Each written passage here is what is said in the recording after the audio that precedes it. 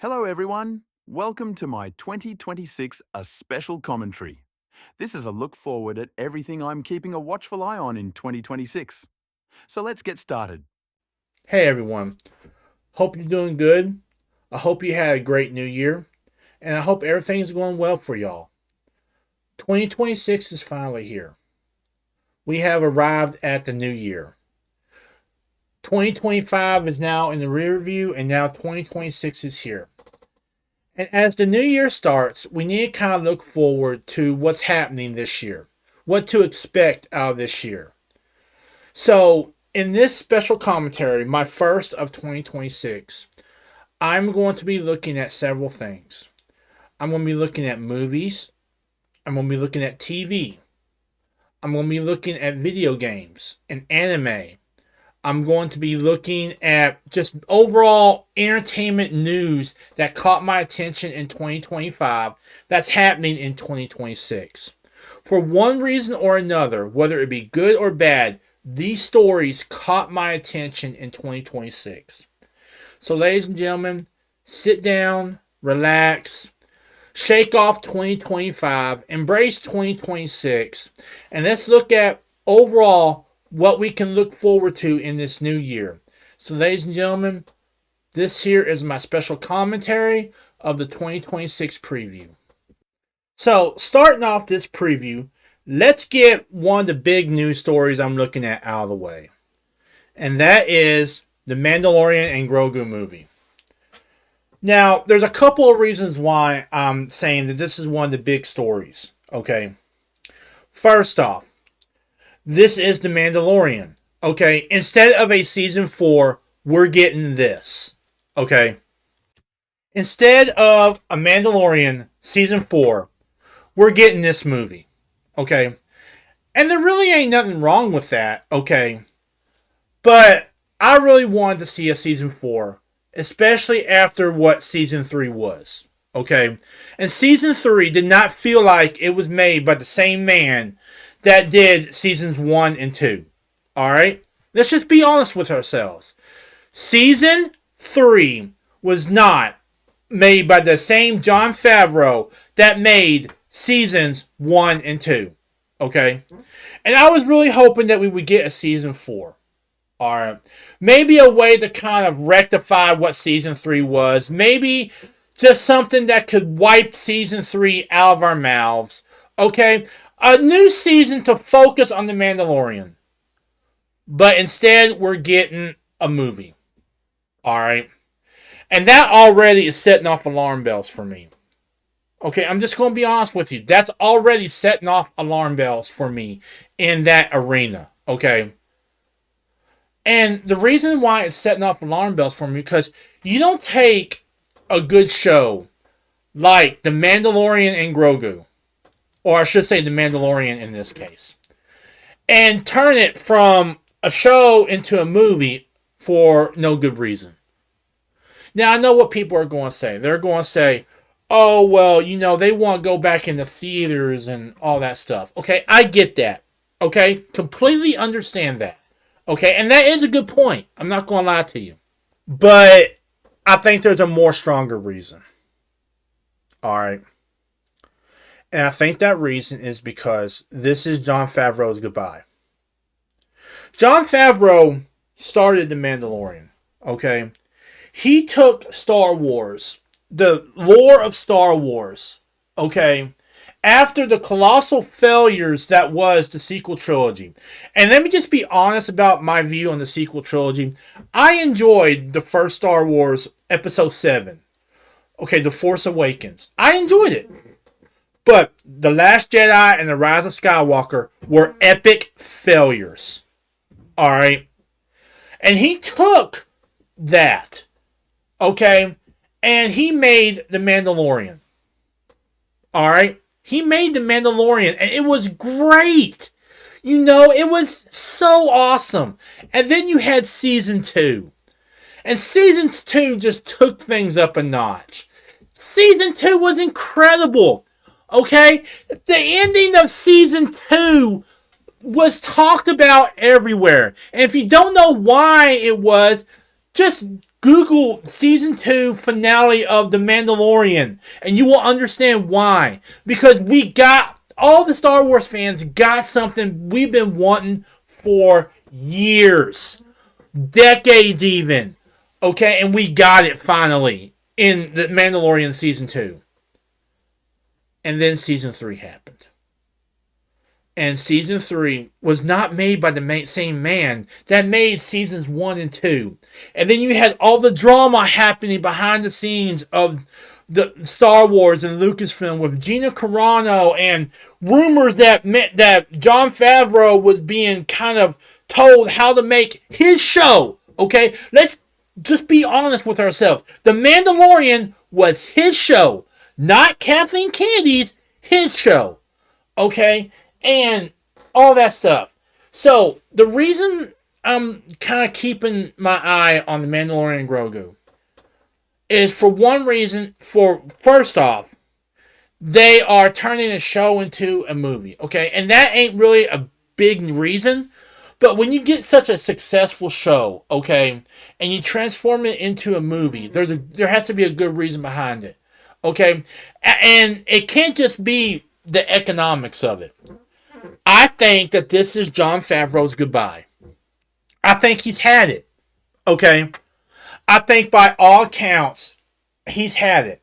Whether it was the firing of Gina Carano, whether it was the controlling nature of Kathleen Kennedy, whether it was him taking one step forward and someone at Lucasfilm taking 3 steps back and completely reversing the goodwill he builds. Okay, he's had enough. And there comes a point where you just gotta stop fighting. Okay, let's just be honest with ourselves. There comes a point where no matter how hard you try, you just gotta stop fighting. Especially when you are swimming, upstream and the current is just pushing you back every 5 seconds. Okay? So yeah, the main reason why I'm looking at the Mandalorian Grogu is I believe that this is Jon Favreau's goodbye. Now, the reason they haven't announced this yet is because they know the moment they do, you are going to see a mass exodus of people leaving Disney, if you haven't already. And they don't want that, because many people have already left Disney for one reason or another. Heck, I left Disney because I got tired of their nonsense. Okay?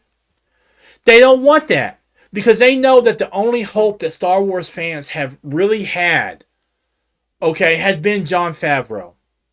Alright? I mean, don't get me wrong. Skeleton Crew, great show. But it did not reach the levels that Jon Favreau has done with The Mandalorian Season 1 and 2. Okay? I absolutely loved Skeleton Crew. Alright? But Jon Favreau was really the only hope we had left. He was our last hope on getting good Star Wars. And I think as soon as this movie is done, he is gone. And I think he's tired of it. I think he's tired of all the nonsense at Lucasfilm and Star Wars and Disney. And as soon as this movie is done, he is gone. And you know what? It's no one's fault but Kathleen Kennedy, Bob Iger, and the people behind the scenes at Disney. I mean, Jon Favreau went and created the MCU, okay? He took Iron Man and basically created the MCU, okay? Phases 1 and 2, okay? From that movie, Iron Man, came Iron Man, Thor, Captain America, the First Avenger, the Winter Soldier, all that. Today, even the garbage that was the Marvels or Captain Marvel, even the okay show that was Miss Marvel, okay, came from Iron Man, the first Iron Man movie being done by Jon Favreau. And you would think that they would just leave the man alone and let him do his work, let him cook. But no, they wouldn't, because he didn't want to play ball. And I just look back through all the stories I've done about Lucasfilm and Star Wars. Drama after drama behind the scenes. Alright? And I think at this point he's had enough. I think that at this point he's tired.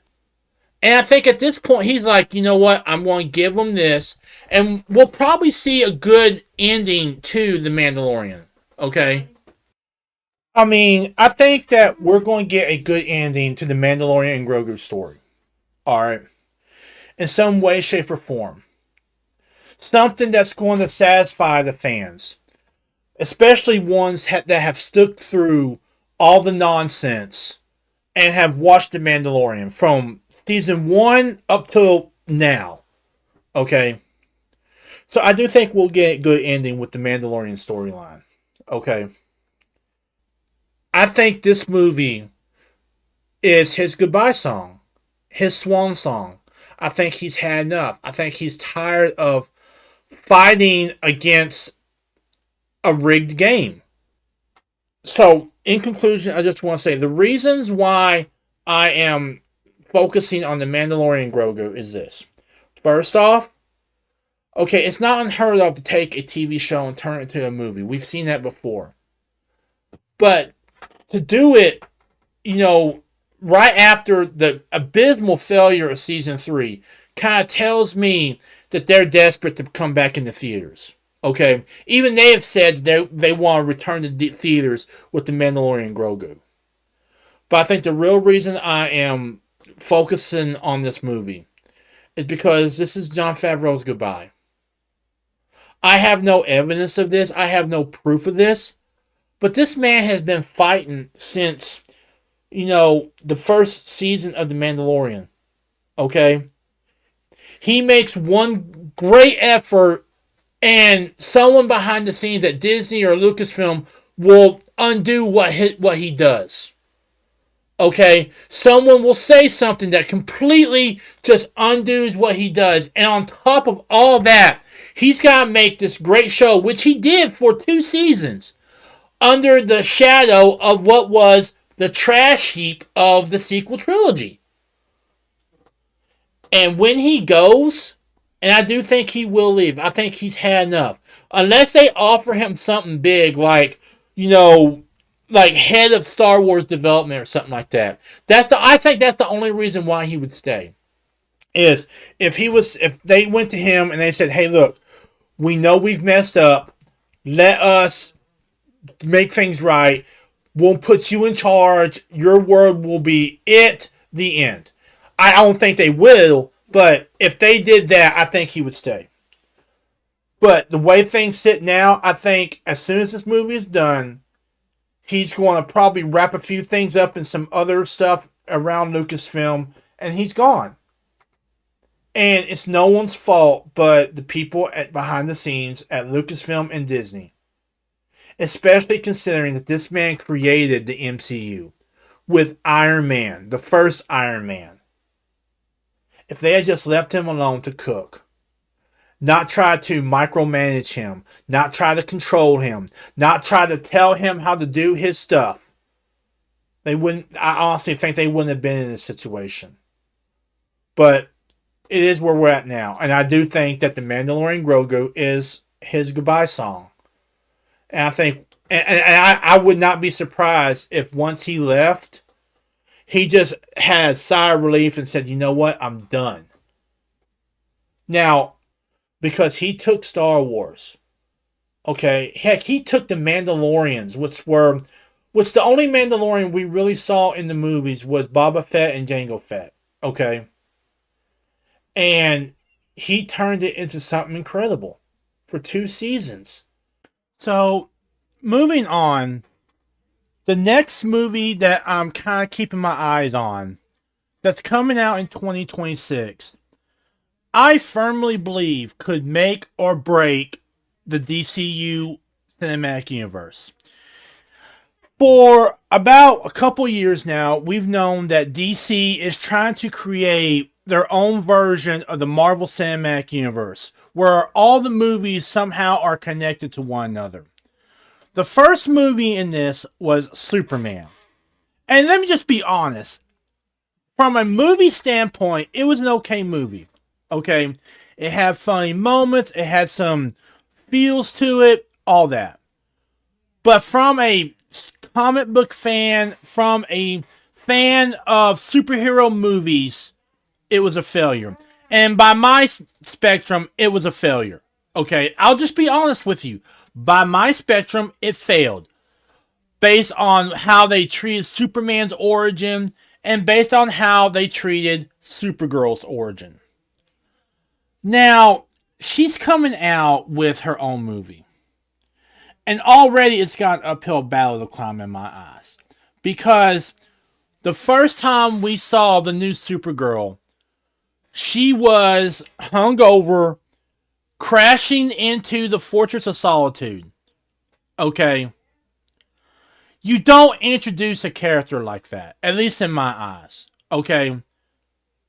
And I'm just talking about what they did to Supergirl. I'm not even going to talk about all the other stuff they did to Superman.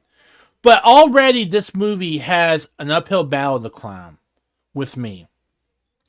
Because of the simple fact on how they treated Supergirl.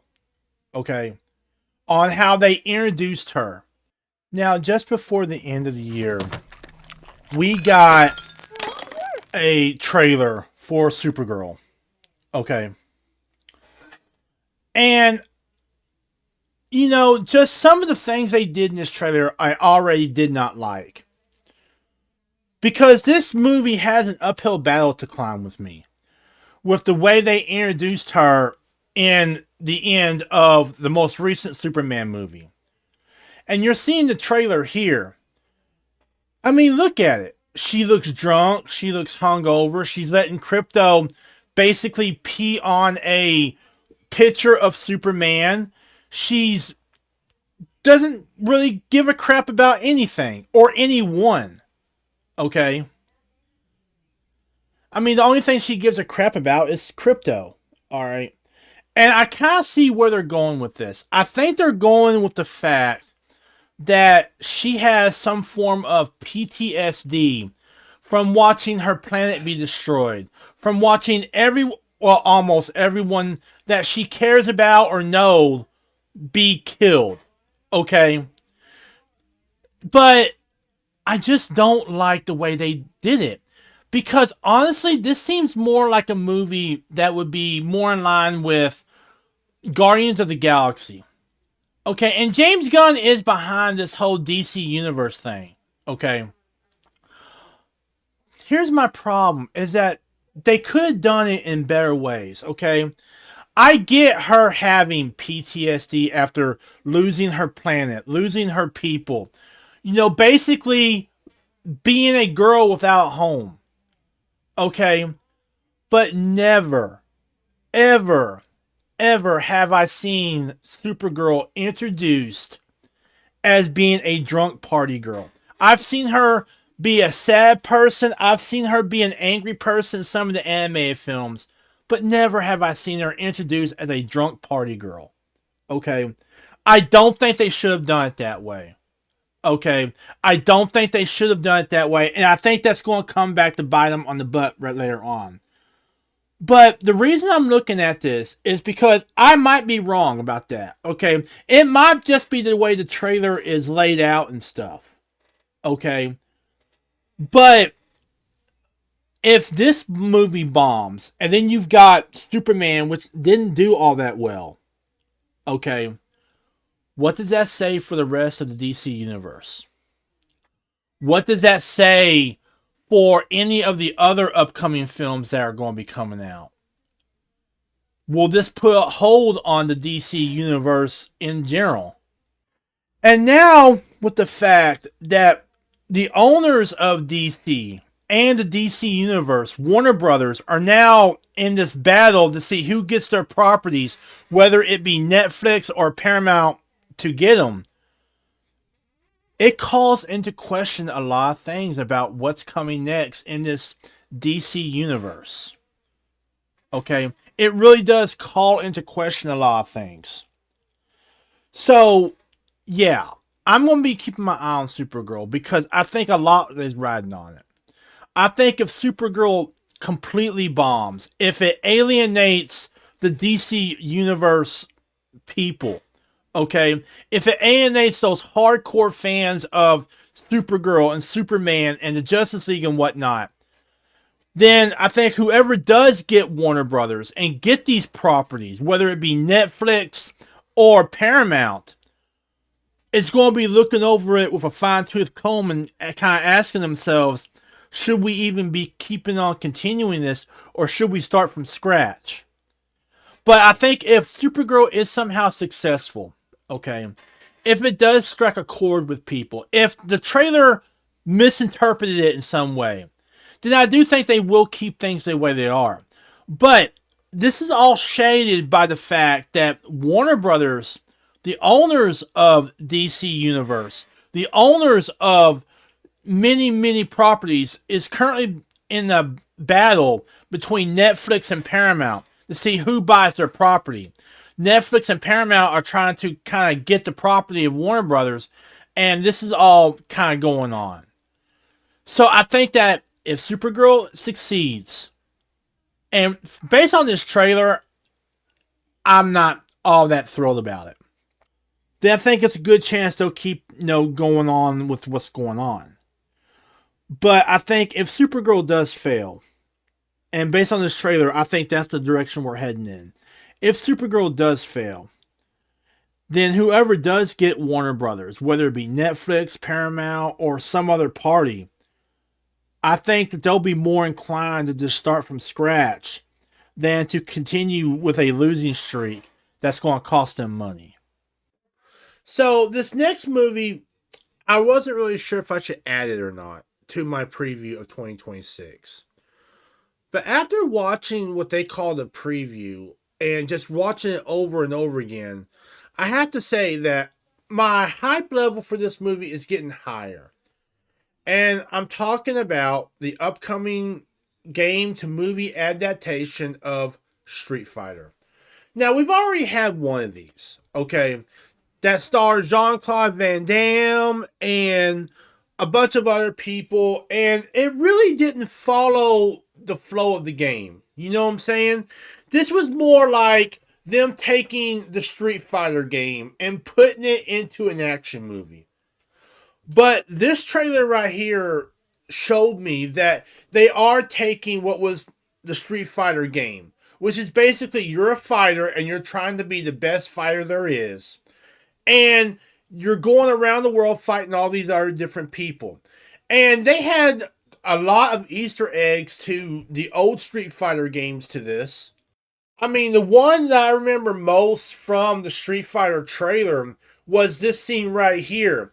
And if you never played the old Street Fighter games, there was a bonus level where you had to take your fighter and with your bare fist break down a car. Okay?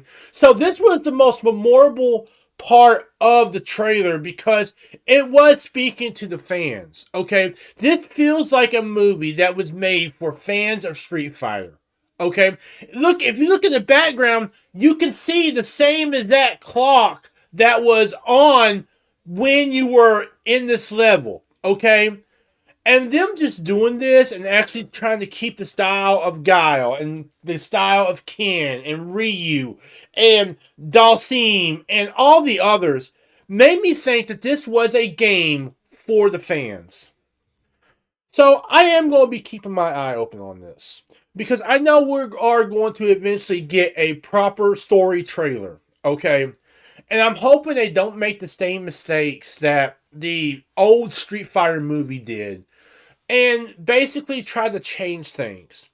Just make it about the fighters, okay? That's all Street Fighter was. The game was about being a fighter and trying to be the best.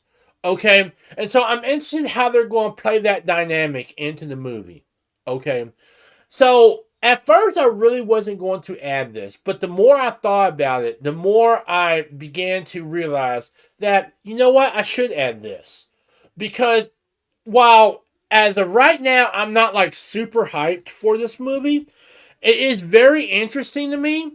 And I'm kind of curious as to see where they go in terms of playing to the fans of the old games, playing to the fans of the new games, as well as how they're going to do the story and all that. All right. And I'm very interested to see how they do this and what comes next for the movie Street Fighter. So the final movie that I'm kind of keeping my eye on is one that I have a lot of hope for. And it don't come out until like December. Okay. But of course I'm talking about Avengers Doomsday. Now, what's so important about this movie that I want to keep my eye on it for a year?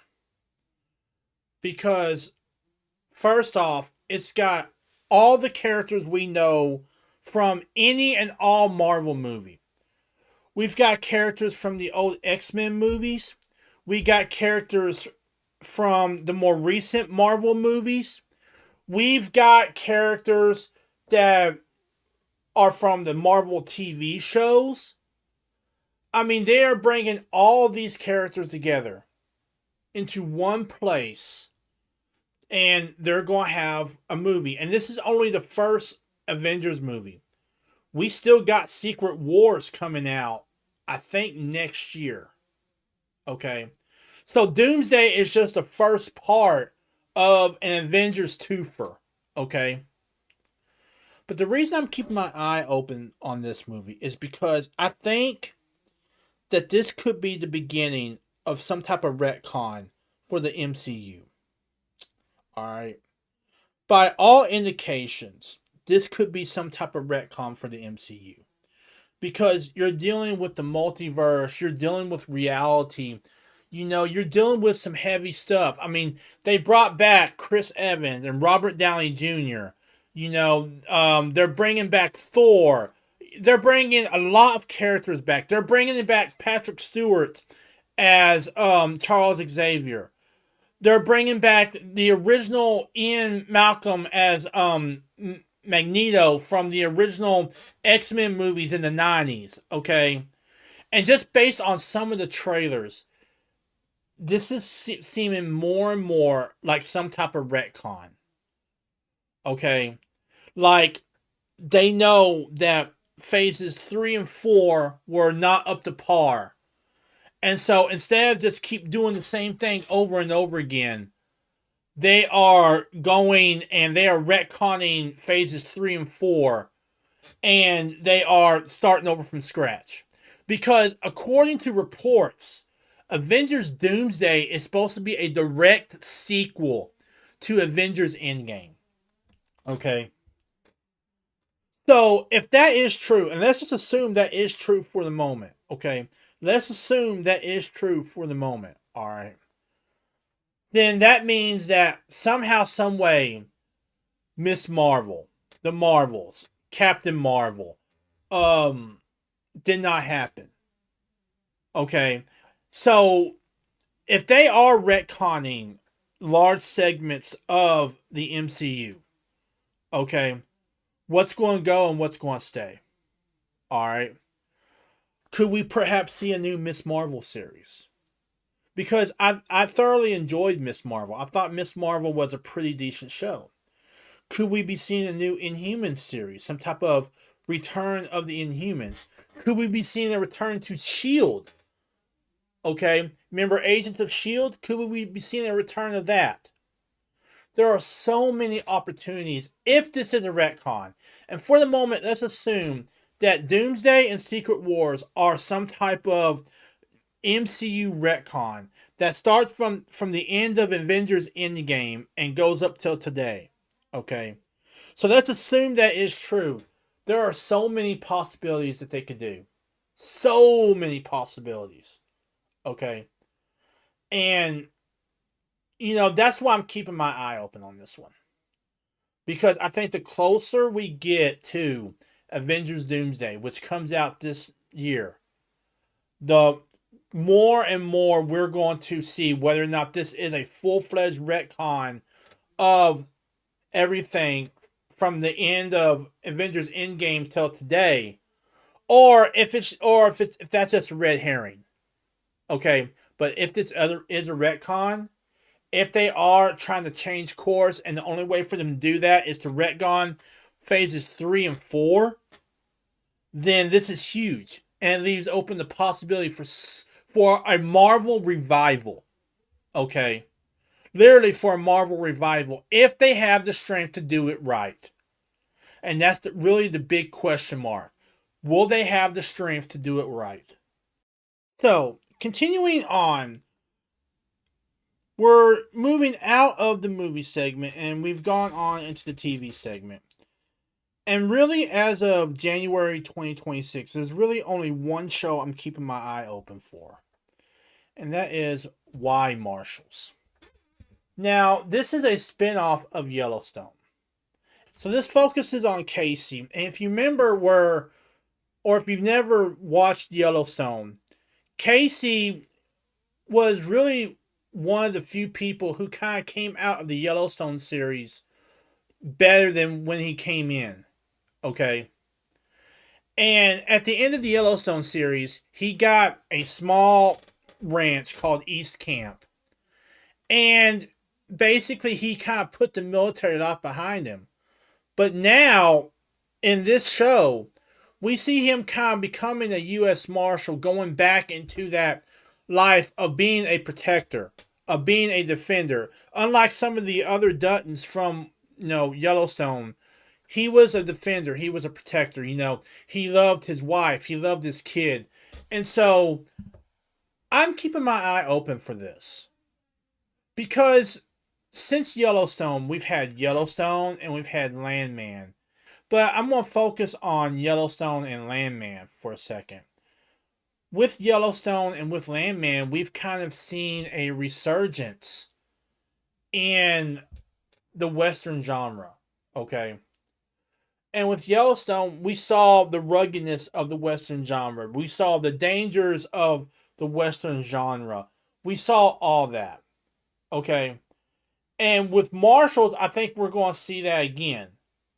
But I think we're going to see, this is going to be more akin to El Dorado, about a lawman in the untamed West, rather than a family just trying to protect what's theirs. And I do think this will open the door for maybe a Beth and Rip series. I would love to see a Beth and Rip series because they came out of the Yellowstone series kind of high on the hog as well. Rip and Beth, they got their own ranch, okay, and so they're living the life of a cowboy and his wife. Of course, Beth doesn't act like a traditional wife. There ain't no way she is. But, whereas that would be more like protecting what's yours and just trying to survive in the West, in the untamed West, this is going to be more about law enforcement in the untamed wilds, about the dangers that lurk in the uncivilized areas. Okay? And I'm very interested to see how they do this because I think we're seeing a resurgence in the Western genre. Whether you're talking about Yellowstone, whether you're talking about Landman. Yeah, I'm very interested to see what they do with Yellowstone Marshals or Why Marshals. I'm very interested to see where Casey's story goes from here. Because in this trailer, we didn't see his wife. And there's already rumors going around that his wife is somehow killed or something. I'm interested to see where we go in Why Marshals. I'm interested to see what Casey's story is. I'm interested to see if his wife is really dead, like all the rumors are saying. What about his son? How is him going back into a kind of military life where according to this trailer, he's a marshal. But going back into that life of being a protector, how is that going to affect his son, And are we going to see Beth and Rip somehow make a appearance on here? So, yeah, I'm very interested to see Why Marshals because I think that if Why Marshals does good, it could open the door to a Rip and Beth series. And I do think that Why Marshals is kind of it's just one of the shows that's kind of the resurgence of the Western genre. It was a genre that people thought was dead 5-6 years ago, and now we're seeing it back. And I think that, we're probably going to see more shows like this in the future. So now I want to start on our anime that I'm kind of looking forward to in 2026. My Hero Academia has ended. I think they're coming out with a new movie. But what anime am I looking forward to in 2026? And we're going to talk about the first one here, and that anime is Black Clover. It has been several years since we saw a continuation of Black Clover. And they kind of left us on a cliffhanger, but they kind of left us in a situation where they were priming us for what was coming next. Okay? If you don't know the story of Black Clover revolves around a boy in a world filled with magic. And he's an orphan, and he doesn't have any magic. On the day that he's supposed to get his magical book, which basically controls his magic, he doesn't get one. And his best friend gets a very special mystical book, a grimoire. Well, he helps defend his friend against some bullies, and in the process, he gets a 5-leaf clover grimoire, where the legend is that there's a demon inside the book, and because of that, he doesn't get magic, he gets anti-magic, which cancels out all other types of magic. And him and his friend go into the world to basically try to become the best wizard, warrior, whatever you want to call it, in this world. And they go on all these adventures, and it's really a great, anime. I absolutely love this anime. But it's been a couple of years since we've seen it. But now, based on a trailer that recently dropped, we're getting it back in 2026. Okay? I cannot wait to get this anime back. This is going to fill that hole that My Hero Academia left for me. Okay? That's what this one is going to do. This one is going to fill that hole that My Hero Academia has left for me. And I just can't wait for it to come back. I've been waiting a long time for the continuation of it. I knew eventually they would have to go on a break because they would literally come out with a new one every week. Okay? And so I knew eventually they would have to go on a break, but it's been several years since we've seen a new episode of Black Clover. I mean, the last episode of Black Clover came out in March of 2021. Now, that doesn't take into account the movie, which came out in 2023. Okay? I'm not talking about the movie. The movie was great. Okay? But as far as the anime itself, the last new episode of Black Clover came out in 2021. Okay? It's now 2026. That's almost 4 years. 4 years without a new episode. And I really hope that they are ready to show us something special. Because fans like myself and others have been waiting for a new episode of Black Clover. And I am so ready to get these new episodes and just soak in this world. Because Black Clover, this world of Black Clover, is absolutely awesome. So, continuing on. This next anime that I'm kind of excited for, I have seen seasons 1, 2, and 3 of it. So I'm very excited to see season 4 of it. Because the way they left off season 4 was really interesting. And the anime I'm specifically talking about is that time I got reincarnated as a slime.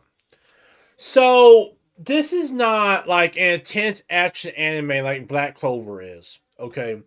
This is something a little bit more lighthearted. Are there intense action in this anime? Yes. Just look at season 2. Season 2 was intense.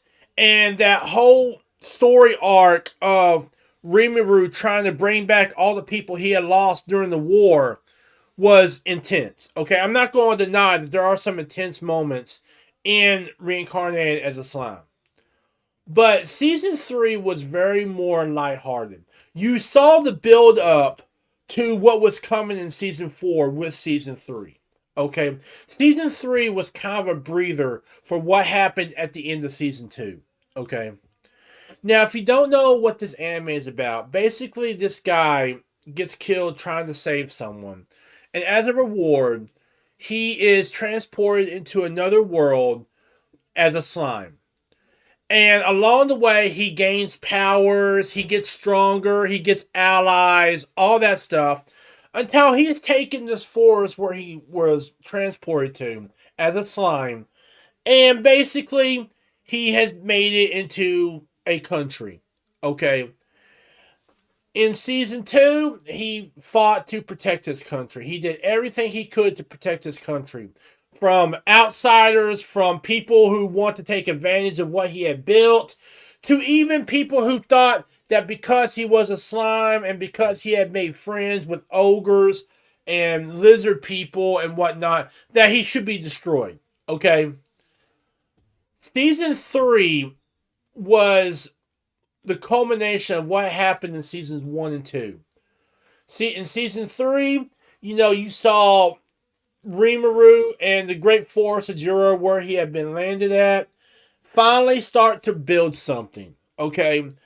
But you could also see hints that trouble was on the horizon, especially from these merchants who wanted to completely destroy what Rimuru had built because it would take away from their power. So I'm very interested to see where they take season 4. Okay? Because season 3 was really a breather for what I suspect season 4 will be. And so I can't wait for season 4. Okay? It was nice to have the breather. It was nice to have a season where it wasn't really hardcore fighting all the way through. There was a lot of lighthearted moments. But in those moments, you saw a storm brewing against Rimuru, against the Great Forest of Jura, against Forest Confederation that he had built amongst all these different races and creatures and stuff. So I'm very interested to see what happens in season 4. Okay? I'm very interested to see how the movies are going to play into season 4. Are you going to have to watch the Scarlet Bond and the upcoming movie in order to understand season 4 of Reincarnated as a slime? So yeah, I'm very interested to see what they do with season 4. I can't wait for season 4 to drop sometime this year. No release date has been set in stone. But yeah, this is one of my watch anime that I really love to watch. And it does a really good job of mixing action with those lighthearted moments. You know what I'm saying? And there's something in this anime for everyone to like. So yeah, I can't wait for season 4 of That Time I Got Reincarnated as a Slime. So this next anime is another isekai anime. Similar in style and premise to the first isekai anime I talked about, which was That Time I Got Reincarnated as a Slime. And I'm specifically talking about farming life in another world. So the premise of this is simple. There's a guy named Hikaru, and he's very sick, and he's in a hospital bed. And no one really cares about him. His family don't care about him. No one really cares about him. And all he's ever wanted to do was to grow things, to be a farmer. Okay. Well, when he dies, he is transported into another world, and he's given the almighty farming tool, and he's basically placed in what they call the Forest of Death to basically create a farm and to live out his dream of being a farmer. Well, being transported into another world, he starts meeting vampires and dragons and other humans and angels. And eventually, what was meant to just be a farm becomes a huge community that they call the Great Tree Village. Okay. So, this isekai really speaks to me because I do live in an area that is more agricultural than, say, industrial. Okay. So, this anime really does speak to me a little bit. Okay. I really did enjoy this anime. And the way they did the twist on it by meeting all these angels and vampires and stuff is really interesting, okay? And I really liked it a lot. They left off season 1 where Hikaru and his wife Rue had just had their first child. And the village was getting bigger and bigger, with all the elves and the dwarves and just everyone there. You know what I'm saying? So, yeah. I really did like this anime. I really did enjoy it. It was a real lighthearted anime. And, I enjoy the action anime. But if there's an anime that has a good story to it, like Farming Life in Another World, then I can enjoy that too, even if it ain't heavy duty action anime. You know what I'm saying? Now, is there a little action in this anime? Yes. Every now and then, Hikaru has to protect his farm from some type of threat. Okay? And he does that. Okay? But most of the time, this is just about being a farmer in a world inhabited by dragons and angels and vampires and stuff, and how he's going to have to alter how he farms in order to survive in this world. Okay? So, yeah, I really enjoyed this anime. This was a real lighthearted anime. This is a real chill anime. If you're someone who watches, like me, who watches the majority of their anime are real action-oriented anime, like Black Clover, like My Hero Academia, like One Punch Man, and you want something that's maybe a little bit more chill and a little bit more lighthearted, then check out Farming Life in Another World. Because season 2 is supposed to be dropping sometime this year, and I personally can't wait for it to drop when it does. I'm going to enjoy it, and I think the way they left off season 1 really opens the door for season 2 to see what all they're going to do with season 2. Okay? So yeah, season 2, Farming Life in Another World, is another anime I'm going to be looking forward to this year. Now, there is one more anime that I'm highly anticipating this year. Black Clover is one that I'm really hyped for, but there's another one coming that I'm also hyped for. And that one is the Saga of Tanya the Evil Season 2. Now, it's been a while since we've seen any new episodes of the Saga of Tanya the Evil. The last time we saw anything from Saga of Tanya the Evil was, first off, we had the final episode, which came on in 2017. That's almost 10 years from now, okay? It's 9.5 years, but almost 10 years since we saw a new episode of Saga of the Tanya the Evil. Now, we did get a movie in 2019, okay? But as far as the anime goes, the last time we saw Tanya and the Empire and all that was in 2017. 2017 now was the last time we saw Saga of Tanya the Evil on TV. Alright? And the way it left off was this. So, this guy is like a boss at a corporation. And he's one of those mean bosses. And one day he fires a guy. And the guy gets mad at him and pushes him in front of a subway train. And just before he is to be crushed, he starts speaking to God. And he calls this God Being X. Okay, he doesn't flat out call him God. He calls him Being X. Okay, and basically, Being X transports him to another world, which is kind of like World War I Europe, but instead of just being rifles and machine guns and stuff, there's actual magic.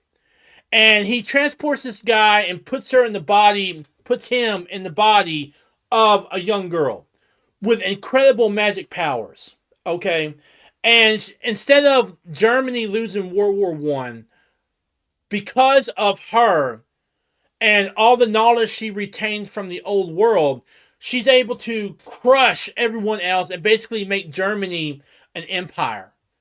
Okay, instead of World War I ending with Germany being defeated, it succeeds in defeating all of Europe. Okay. Well, that's where we left off at. They had given her command of an entire army, and she knew what was coming. Okay, she knew that because they did not defeat or destroy all the last of the resistance that had escaped, they were going to go and basically they were going to come back with a vengeance. Okay. Well, that's where we're at in season 2. Okay. No, that's where we're going to begin season 2 at. Okay. Where she's, leading this new empire against the resistance and eventually against the United States. Because in the movie, she started fighting against what they called the Federation. It was the Federation of the United States is what it was called. Alright.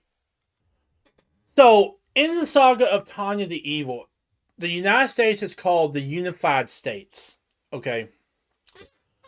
Well, that's where we're at. Okay. Tanya is basically gearing up the German, no, ultimate empire, the German Empire, against the Unified States. And now she has an equal, a true equal. In the movie, there was a young girl named Mary Sue. And she was just as strong as Tanya, just as completely nuts as Tanya, and was filled with rage because Tanya had killed her father. And so I'm kind of wondering how that's going to play into season 2. Are we going to see the return of Mary Sue? Because in the movie, Mary Sue had joined the Unified States. And in the movie, Tanya and Sue had battled it out. Okay? So I'm kind of wondering how she going to play in season 2 of Saga of Tanya the Evil. But no matter what happens, I think I'm going to enjoy it. And it's been a long time coming. Okay? We all knew at the end of Saga of Tanya the Evil that something was coming.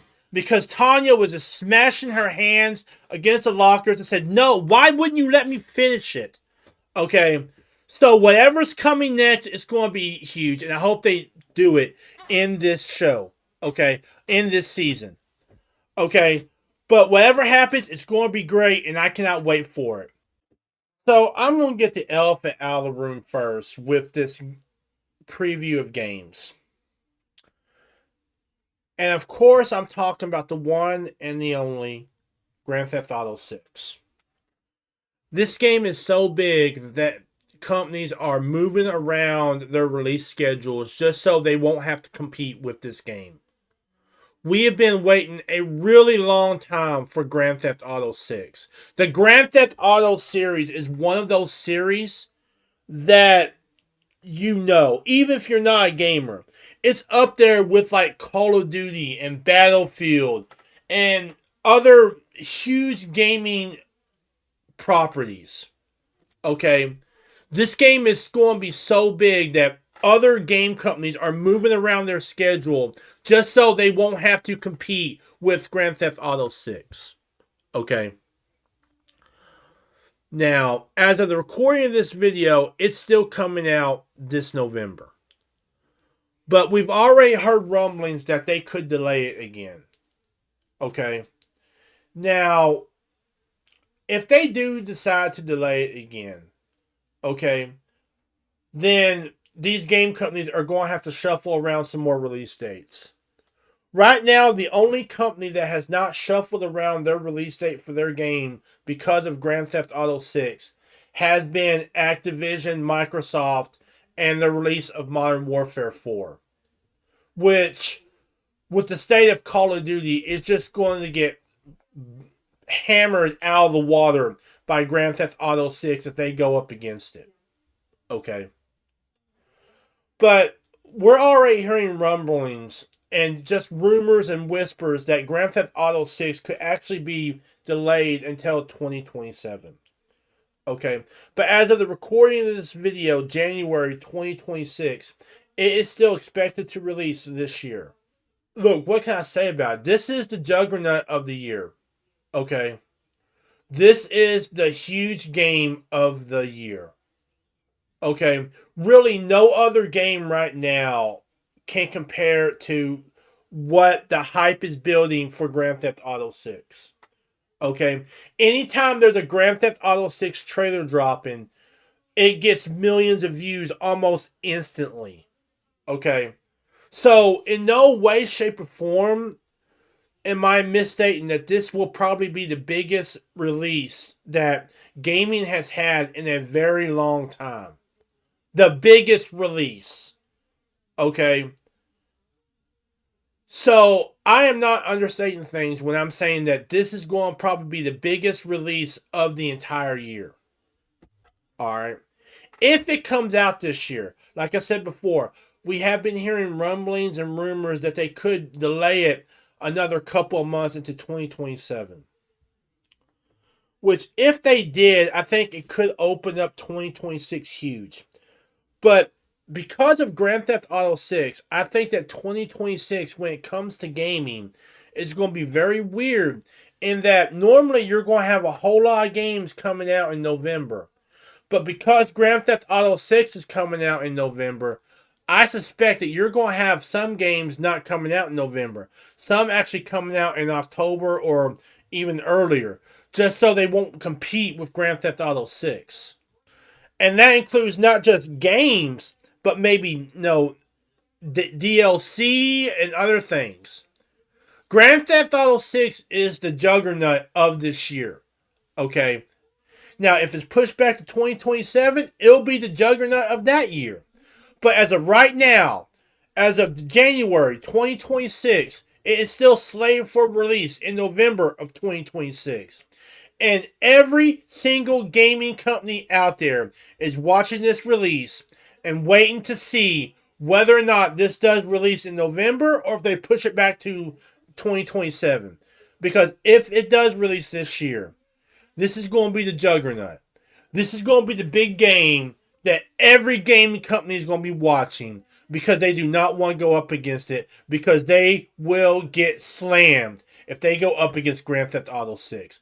Because everyone and their uncle is going to be wanting to buy Grand Theft Auto 6. This is the juggernaut of the year. Now, continuing on with our preview of 2026, we're going to continue in the world of gaming. And the other game that I think we need to talk about is Modern Warfare 4. Now, you're probably asking yourself, why? And you have good reason to ask yourself that question.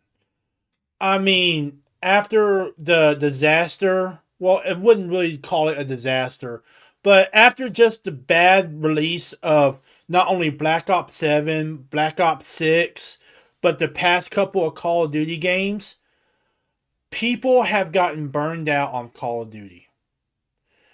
And I honestly think they should not even come out with a game this year. I'm just going to be honest with you. I think with the specter of Grand Theft Auto 6 on the horizon, whether or not it releases or not, they should not even come out for Call of Duty this year. Okay? They should have stuck with Black Ops 7, let it cook. Because it's the same cycle every year. Okay? We get a new Call of Duty game. And by the time it really starts cooking and it really starts getting good, we get another Call of Duty game and the cycle repeats itself. And fans are tired of the cycle. They're tired of getting a new Call of Duty game every single year, like it's Madden or baseball or something. Okay? They've burned out on it. And the fact that by all accounts, it really doesn't seem like any of the developers behind the scenes really care about what the fans want, has just made things worse. Okay? It's literally just made things worse. So, I'm going to be looking at Modern Warfare 4. And I think that, just from my own personal opinion, if they were smart, they would cancel it this year. I mean, you've got Grand Theft Auto 6 on the horizon. And it's going to take over everything. Okay? And it's coming out at about the same time as Modern Warfare 4 usually comes out. That October-November timeline. And if it does come out at that time, it's going to get clobbered by Grand Theft Auto 6. It is going to get nuked. Okay? And, I just think that this should have been the year. After what we got from Black Ops 7, okay? And let me just be clear on something. Was Black Ops 7 a horrible game? No. But it wasn't what was needed for Call of Duty. Okay? It should have been a knockout, and it wasn't. The story was horrible. The maps were okay in multiplayer, but boring. Zombies was fun. The mode they're calling Endgame or Avalon was fun. But it was all brought down not only by the story, but by just the overuse of AI. Okay? I mean, literally the calling... one of the old Call of Duty games had a calling card where it had like a fleet of bombers flying over. And I spent 2 weeks trying to earn that calling card. Okay? Literally 2 weeks trying to earn that calling card. None of the calling cards in Call of Duty Black Ops 7, Black Ops 6, and I did not play Black Ops 6, full honesty, made me want to do that. Okay? They had literally nothing to do with the challenges you have before you. Okay? And after maybe a month, two, maybe I would stretch that to even 3 months. I got burned out on Call of Duty Black Ops 7 and I just, filed it away. And, they should have really taken a year off. Okay? I mean, really, they should have taken a year off. I mean, I could have accepted if they wanted to bring out a remaster, like the rumored remaster of the original Modern Warfare 3, okay? If they wanted to do like a OG Call of Duty collection, I could have understood that. But to bring out a new game, especially with Grand Theft Auto 6 on the horizon, is a huge mistake and one that's going to pay them. And to be quite honest with you, I think Call of Duty is on the road to becoming what Medal of Honor is now, a dead franchise. Okay?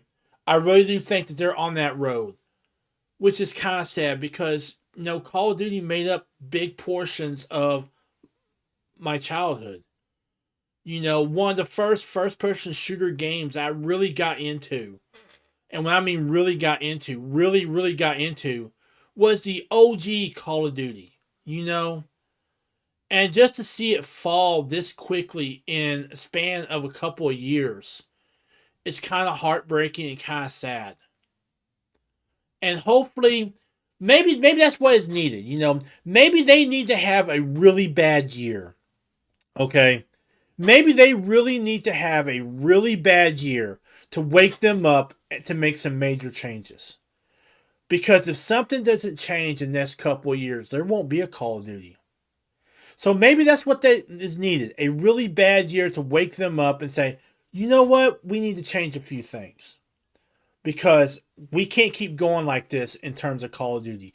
We can't keep doing the yearly release schedule. Okay?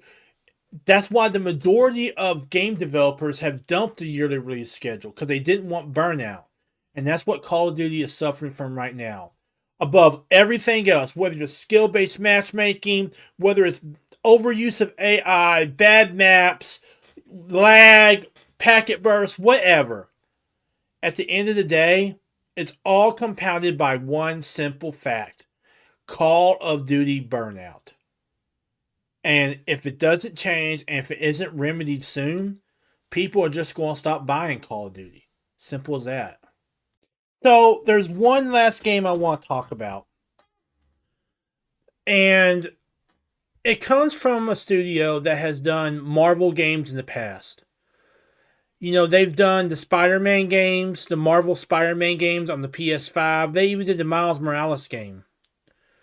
But you're talking about doing a game centered around the Wolverine. And that's a totally different beast to swallow. The Wolverine has a long and cherished legacy in Marvel Comics.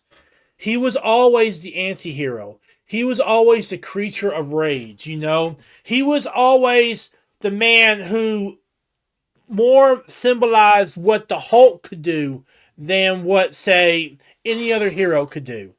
And he didn't play by the rules of heroes. He played by his own rules. Okay? And sometimes that meant slashing some of the bad guys, and sometimes that meant just knocking them out. Okay? So, the Wolverine has never truly been a hero in the traditional sense. He's always been more of an anti-hero along the lines of the Punisher. So, how they are going to translate that into a game is going to be very interesting. Okay? How they translate that into something that the players can all get behind will be very interesting. And based on the trailer you see here, they're already off to a great start. Alright, this was the trailer that was shown a little while back at the Game Awards. And by all accounts, they're off to a great start. They're not trying to sugarcoat anything. They're showing the rage that the Wolverine has. They're showing the animalistic nature of the Wolverine. Okay? So they're off to a good start. Even these scenes right here, you can tell that he's still that animal inside of a man. Okay? But how are they going to truly translate that into a game? You know?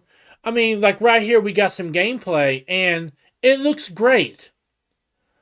But showing a lot of blood is not the same thing as, shall we say, having a story that symbolizes what the Wolverine is.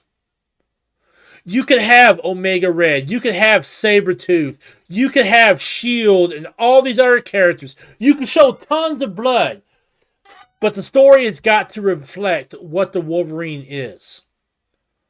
Okay? It can't just be you running around like unsheathing your claws and hacking up on people. Okay, there's got to be a story that reflects what the Wolverine is. And I really hope that is something that they not only show in like the gameplay, which we saw earlier, but actually tell in the story. Okay? And that's why I'm saying this is a different creature than what they did with Spider-Man. Spider-Man had a strict moral code. Okay? A strict code of honor, a strict rule set. Wolverine doesn't. Okay? And that doesn't necessarily make him a villain, but he definitely ain't no hero. Okay? He's an anti-hero. Okay? He's someone who plays by his own rules, who will hack up a villain just as quickly as he would knocking them out. And, that kind of latches on to a certain segment of people out there. Okay? And that's why the Wolverine is so beloved. But you just can't have a Wolverine game where all he's doing is just hacking up bad guys, And while it may look pretty, if you don't show that in a story, and that's really what's concerning me is the story, then, all you got is a game that has the Wolverine in it that looks pretty. So I'm going to keep my eyes open on this one because I want to see a story trailer. I want to know more about the story. And whether or not this is going to be some type of origin story or if this is going to be something post X-Men or what. But I want to know more about the story. And I really do hope they give us a story that does symbolize what the Wolverine is instead of just making a pretty game with lots of blood in it. So now, ladies and gentlemen, let's transition to some of the items that I'm looking at in 2026. These are just random bits of news and information that I'm looking at in 2026. And I want to start off with Star Wars. Now, you're probably asking, why am I talking about Star Wars? And honestly, I wasn't going to be looking at Star Wars. But then something huge happened. As of the recording of this video, Kathleen Kennedy has officially left Lucasfilm and left Star Wars. Okay? From what we know, Dave Filoni is going to be taking over the creative side of things, and Lin Brennan is going to be taking over the financial side of things. Okay? Now, I'm not going to talk a whole lot about this particular point, but this brings Star Wars as one of those things I'm going to be looking at in 2026. Because this year is a year of transition for Star Wars. Okay? This year, we have the best chance of bringing Star Wars back from what it has been. Okay? And I'm not saying there wasn't gems in the most recent Star Wars. Okay? I'm not saying that The Mandalorian Season 1 and 2 wasn't good. I'm not saying Ahsoka was okay. I'm not saying that Skeleton Crew was okay. But since Kathleen Kennedy has taken over control of Star Wars, it has been one disaster almost after another. Alright? I mean, starting with The Last Jedi, Rise of Skywalker, Solo. Rogue One was a great film. I full on admit that. But Solo was garbage. And then you had The Acolyte. And then you had all this other stuff that happened behind the scenes, okay, that has kind of pushed Star Wars into something that I'm keeping my eye on in 2026. Because now it's a chance for a transition. And it's all going to depend on what Dave Filoni and Lin Brennan do. Okay? This is quite possibly the best chance Star Wars fans have had in a long time. And this will either make or break Star Wars. Okay?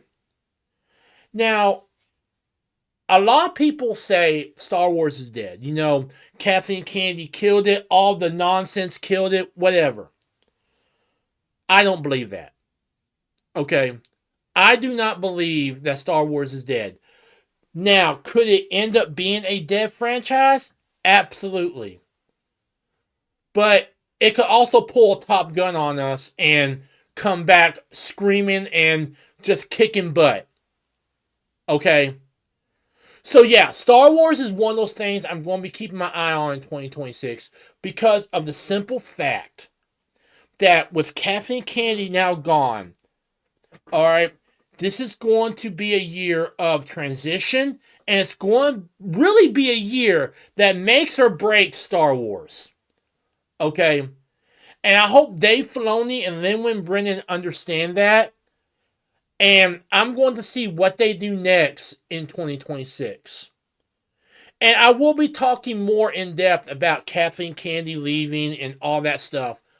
But for this special commentary, one of the things I am keeping my eye on is the state of Star Wars in general and what comes next after the end of Kathleen Kennedy.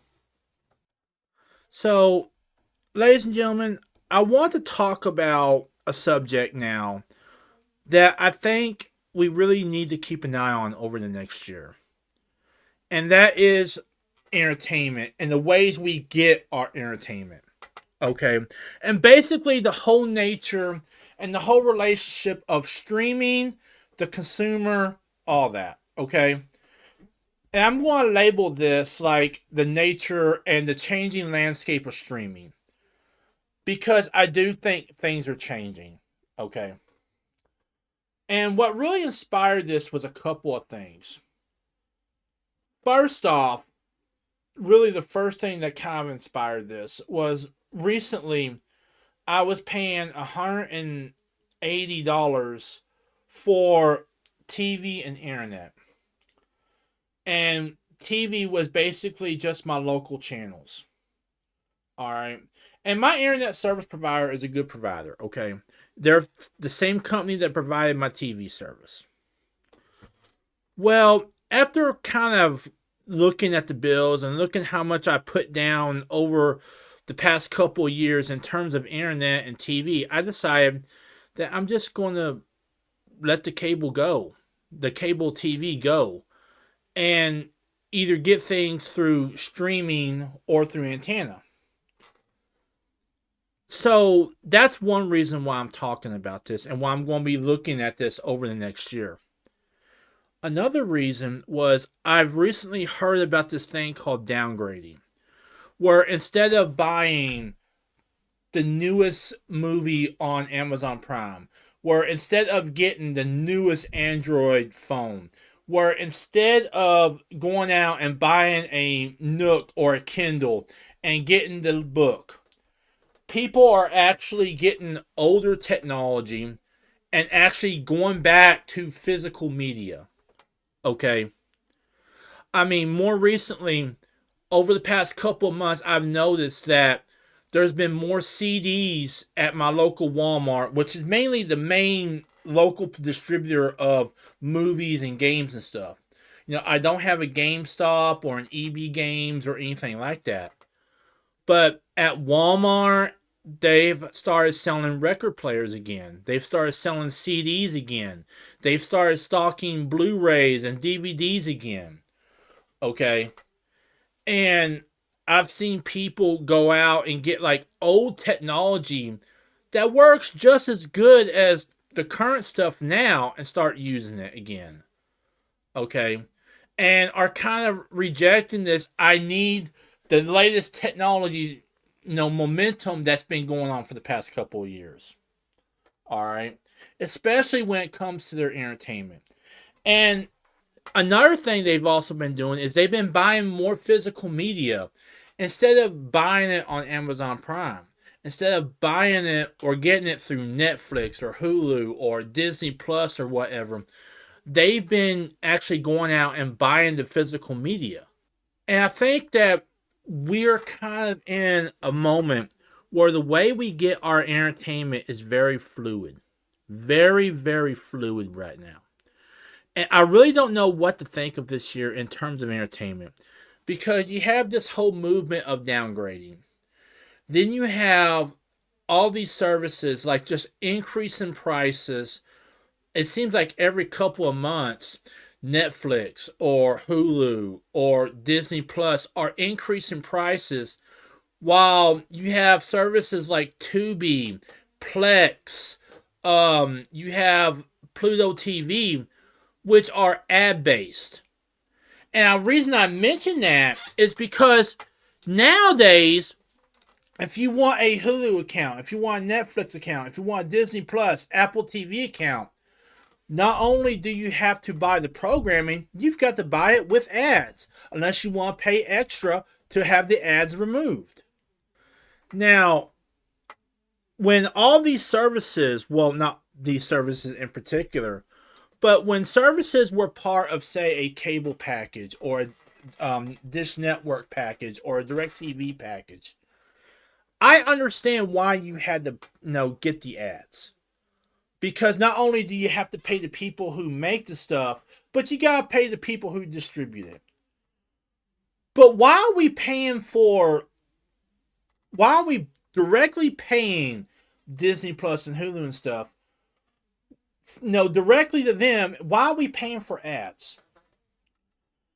Okay, so I think right now, in terms of the whole landscape of streaming, that's another reason why I think things are fluid.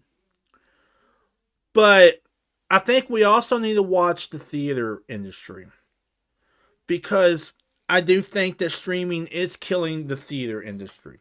And I don't think it's all streaming's fault.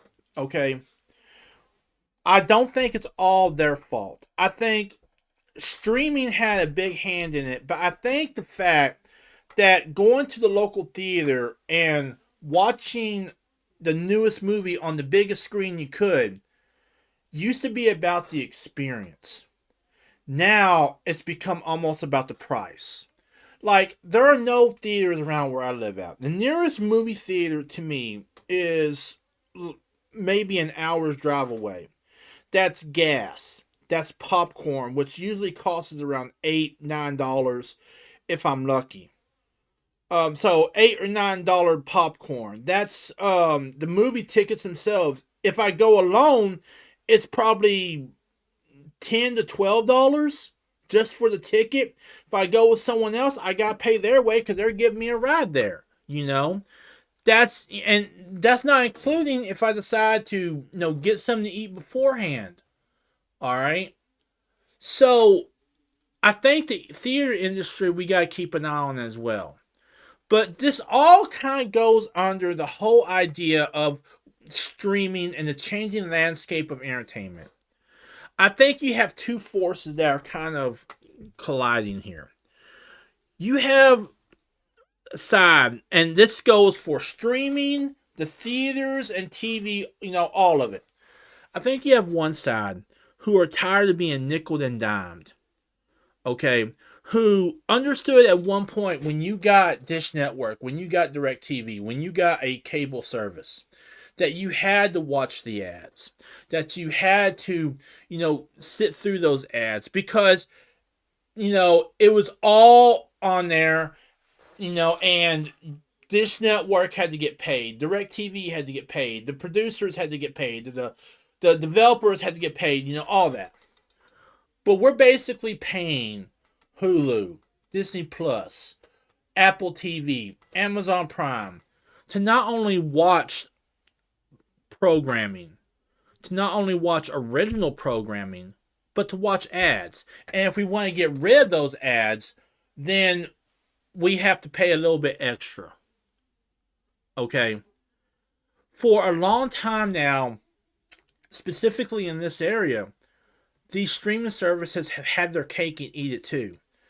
And I think that this has caused two backlashes. First off, I think this has caused the whole idea of downgrading. Okay, where people are no longer trying to get the latest technology, they're actually going back to CDs and DVDs and Blu-rays because they're realizing that even with Hulu and Amazon Prime and stuff, their favorite shows that they love that are maybe a little bit older than some of the stuff they're on now, is and can be taken off at a moment's notice. So I think on one hand, the way they've done these streaming services, the way that they've done them for the past couple of years, where you've had to not only pay for the programming but the ads as well, has kind of created a backlash of going backwards towards just buying your stuff on physical media. So that way you own it and can never be taken off. But I also think that caused an increase in the unofficial sites. Okay. I think it's caused an increase in the sites of piracy. Okay. And let's just be honest. If pirates get your business instead of Hulu and Disney Plus and all them, then the people who make the programming don't get your business. But really, what choice do you have when a show that you love has gone off the air? And they take it off the streaming service, whether that be, Hulu, Disney, Netflix, whatever.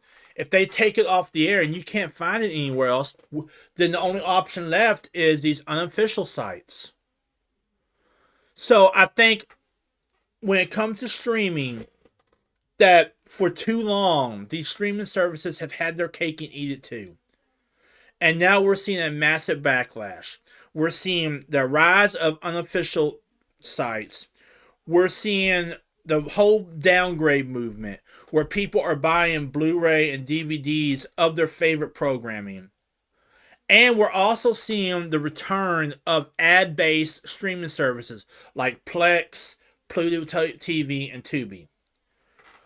Another thing I'm going to be looking at is the theater movement. I think theaters are dying. I don't think it's all streaming's fault. Okay. I think that streaming had a big hand in it, but I think that it's just the fact that a lot of these places have to have high prices in order to get programming from the people who make it. Okay? Whether you're talking about AMC theaters, whether you're talking about Malco theaters, whatever, they have to have high prices so that way they can pay Disney and Hulu these high rates to show their programming. Okay. I think that if something doesn't change in that department, if theaters don't start lowering their prices and some type of arrangement is made where it don't cost an arm and a leg to see a movie in a theater and it becomes about an experience again, where it's not so easy to watch it online at your home, it's as easy to watch it in a theater, then I think that these theaters are going to die out. And with that will become a major revenue stream. And that will cause these streaming services to raise their prices even more to make up for that. Not to mention all the people who are going to lose their jobs when it comes to theaters. Okay? And I do think that this is kind of a preview of what could happen in the gaming industry if things don't change there as well. Because the gaming industry is just as bad when it comes to nickel and diming people as the movie industry is, as the TV industry. And if we're seeing this in the movie and TV industry where people are actually going backward to get their favorite programming, where instead of trusting Amazon Prime to have it or Netflix or whatnot, they're creating their own streaming services. They're going out and they're buying their Blu-rays, they're buying the DVDs, and they're buying them and keeping them so that way if they can't find them online, they can just take them wherever they want. They're not getting Spotify anymore or YouTube Music anymore. They're going out and they're buying the CDs and they're playing them in the car. If they want to listen to music at the house, they're going out and buying record players and playing records. A local bookstore in my area, they play records at the bookstore to help calm people down and have them read books inside the bookstore. Okay, I recently heard that one of the bookstores in my area, and there ain't a whole lot of them, but one of them in my area has seen an increase in business because people love to buy books and have been buying them on Kindle and Nook and iPhone and whatnot. But they're tired of paying the same prices for a digital copy when they can just go to the local bookstore or go to Barnes and Noble or whatnot and just buy the actual book and actually have it ready to read whenever they want and not have to worry about an internet connection, not having to worry about if their phone or if their Kindle has power, that all they need is light and they can read a book. At the core of all this is the fact that people are tired of paying for garbage. The reason that services like Tubi and Pluto and Plex are so popular and are becoming more and more popular is not because they are an ad-based service where if you want to watch the programming on there, you don't have to pay a dime, you just have to watch the ads. It's the fact that they show good programming. They show programming that people love and trust. I recently read an article that said that more and more people are actually going back to earlier programming that was in the 2000s, that was in the 90s, that was in the 80s, even the 70s, because it was actually good programming and it didn't feel like you were being talked to. Okay? That it was actual good programming that didn't feel like it was talking down to you if you thought this way or that way, if you were this political affiliation or that political affiliation. That it was just overall good programming. Whereas today's stuff, it's really hard to find a show or a movie that doesn't talk down to you and does not, make the whole entire episode or maybe even the whole entire series about some political nonsense. Okay? So, I really think people are tired of not only paying for the ads, they're tired of paying for nonsense. And so they're going out and they're buying the DVDs and Blu-rays of shows they love that they can get from Walmart, Amazon, wherever. Okay? And they're bringing them home and they're busting out their Blu-ray players and they're playing them because it's good programming that they know. All right? They don't have to worry about Amazon or Tubi or some other service taking them down. And I think services like Tubi and Pluto and Plex are popular because they are an ad-based service. Because you can access their programming without having to pay $13.99 a month to get the ads removed, or $15 or even $20 a month to remove ads. Where if you want to watch their programming, you might have to wait a little bit to watch their programming, but you can still access what they've got on there now until what you want to watch comes on there. And I will be the first one to admit, most of the programming on Tubi, Plex, and Pluto TV, those are just the ones I know, is a little bit older. But people are still flocking to them because they don't have to worry about paying something. Okay? If they want the ads removed, they can pay extra. Whereas over on Hulu and Disney Plus, if you want to watch any of their programming they have, any of the programming they control, you've got to not only pay, but the minimum amount you pay keeps the ads. For too long, these streaming services have had their cake and eat it too. That's got to stop. Okay? And I think this year it's going to be a really important year on whether or not that's going to stop or not. I mean, we're already seeing effects along streaming that a lot of these streaming services, and I've always said there was always too many streaming services, but a lot of them are kind of folding up shop. A lot of them are kind of, merging with others. The one that comes to mind automatically is Disney Plus and Hulu. They're shutting down Hulu in March or April of this year and just making it an add-on to Disney Plus. Okay? So if you want to watch The Handmaid's Tale on Hulu, you've got to go through Disney Plus. Right now, the Hulu and Disney Plus bundle is $10.99 a month. That's the basic plan with all their shows, but you have to watch the ads. Okay? And that includes both libraries. So you're talking Star Wars, you're talking Marvel, you're talking The Handmaid's Tale, you're talking next day programming for what's on the locals. And then if you want to remove the ads, you got to pay $20 a month. At the beginning of streaming, when streaming first started with Netflix, I believe they were the first company to do streaming.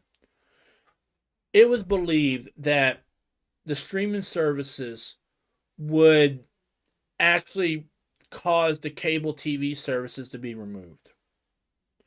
Okay. Now they are as bad as the cable TV services.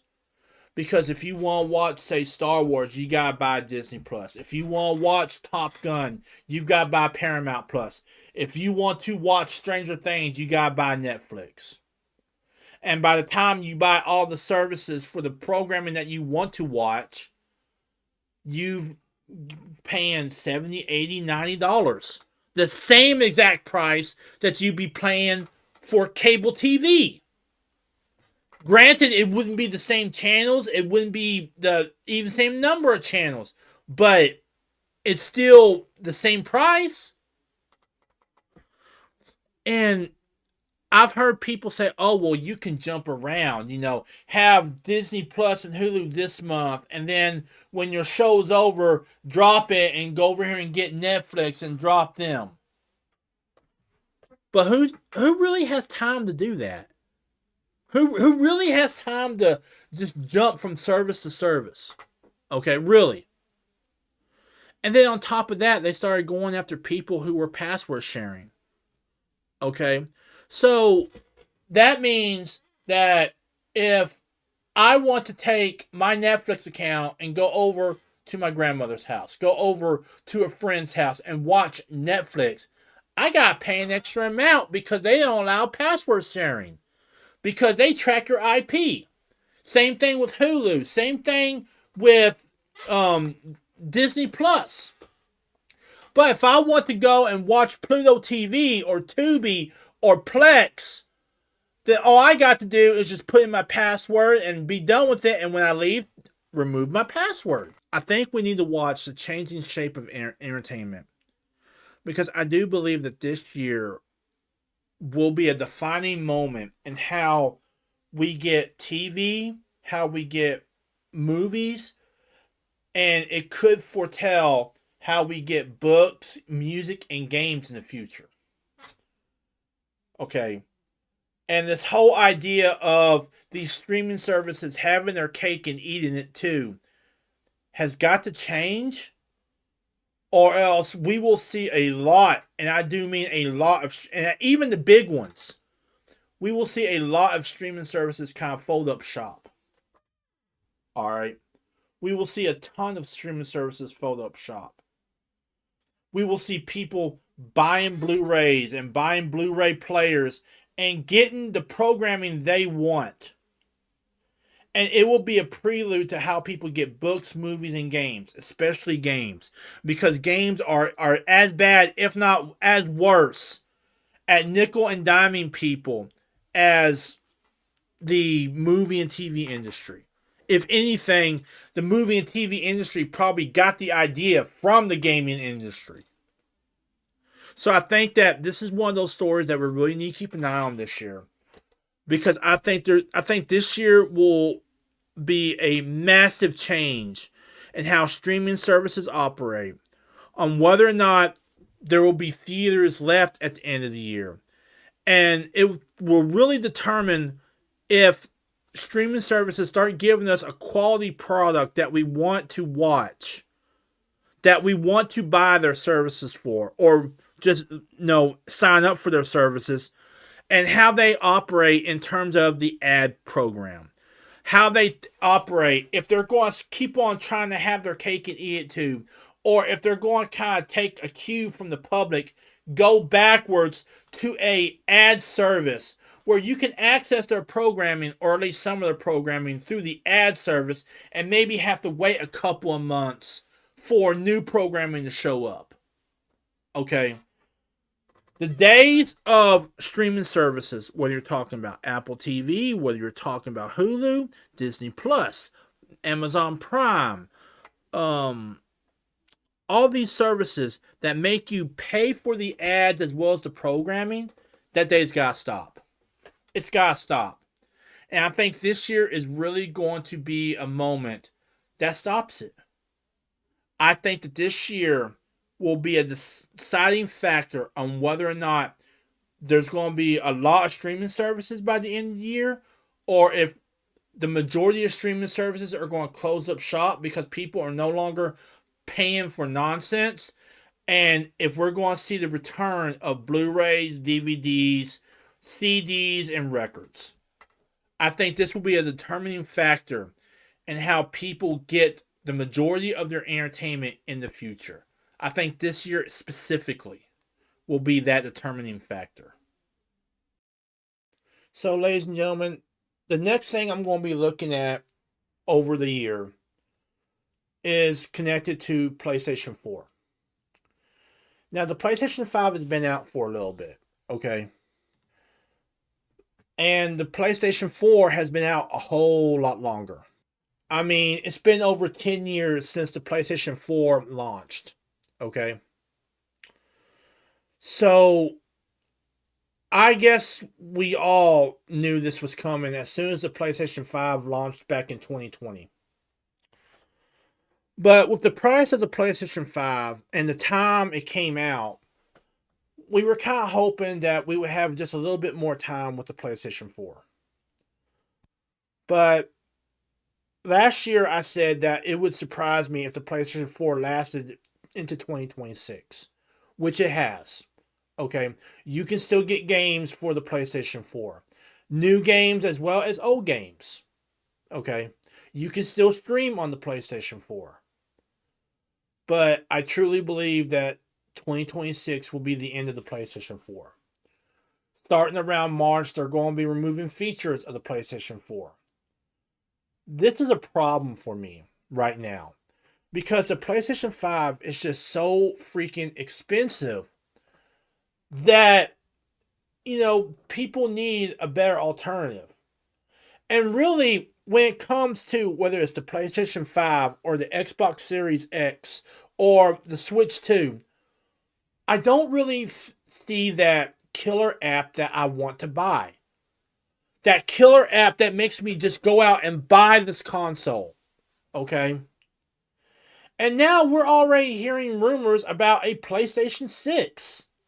Coupled with the rumors around the PlayStation 6, coupled with the fact that the PlayStation 5 has been out for 6 years. Well, almost 6 years. Okay? I think this is the end of the PlayStation 4. And it's been a good run. The PlayStation 4 has been a solid console to me. And I absolutely love the games on it. Okay, and I absolutely love the console. The console has been a rugged, dependable console to me. Okay, and it's kind of sad to see the PlayStation 4 go, because one of the things about the PlayStation 4 was that a lot of games required an online setup to, even play. Okay, there were games you can play offline with a disc and that sort of thing, but the majority of games you needed to play, you need to have a internet connection, some type of connection online. Okay, even the campaigns. The PlayStation 4 was the first to do this. Okay. When the PlayStation 4 shuts down, that connection will be broken. and a lot of games will just disappear. Now, there will still be some games that you can transfer over to the PlayStation 5. But I think a lot of games that people have on the PlayStation 4 who want to play those games without an internet connection, they won't be able to. And I think we're going to lose a lot of games. But it was inevitable, okay? The question is now, should people go out and buy the PlayStation 5? Or should they wait and see if the rumors surrounding the PlayStation 6 are legit? Okay? And also, what does this mean in terms of remasters? All right. I mean, is PlayStation going to start remastering a lot of these lost games that can't be played on the PlayStation 4 anymore without an internet connection? I mean, are they going to start remastering those? I mean, the majority of the PlayStation 4 games that you have digitally transfer over automatically to the PlayStation 5. Okay. But what about disc-based games? What about someone who doesn't want to go out and fork over $700, $800 for a PlayStation 5 Pro? Okay?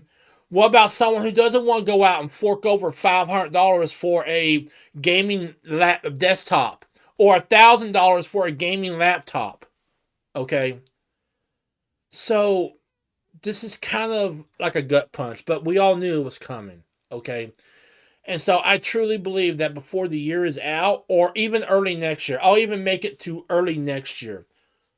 But I think they'll make the announcement this year that the PlayStation 4 is done. That it'll be the end of the PlayStation 4. Okay? Which, I mean, what can I say? It's sad to hear. Because the PlayStation 4 has been a good console.